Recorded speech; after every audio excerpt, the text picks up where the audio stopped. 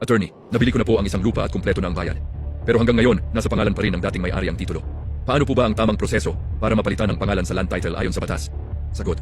Sa batas ng Pilipinas, ang pagpapalit ng pangalan sa land title ay hindi automatic. Kailangan itong dumaan sa tamang legal na proseso, depende sa dahilan kung bakit papalitan ang pangalan. Halimbawa, dahil sa bentahan, mana, donasyon o court order. Ang mga pangunahing batas na sumasaklaw dito ay ang Property Registration Decree, Presidential Decree No. 1529, Civil Code of the Philippines at mga patakaran ng Registry of Deeds.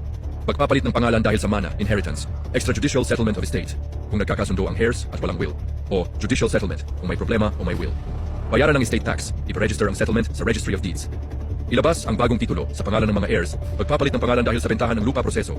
Gumawa ng Deed of Absolute Sale. Ipanotaryo ang kasulatan, bayaran ang in capital gains tax o creditable withholding tax. Documentary stamp tax, transfer tax. Ipa-register ang deed sa Registry of Deeds. Ilalabas ang bagong Transfer Certificate of Title, TCT, sa pangalan ng buyer. Sa registration lang, nagiging ganap ang transfer ng titulo. Mahalagang paalala ng abogado, hindi sapat ang kasulatan lang. Hanggat hindi narehistro sa Registry of Deeds, hindi pa legal na ikaw ang may-ari sa mata ng batas. Kailangang bayaran muna ang kaukulang buwis bago ilabas ang bagong titulo. Ang pagwawasto ng simpleng typographical error ay maaaring gawin administratively. Ngunit ang malaking pagbabago ay kailangan ng court order.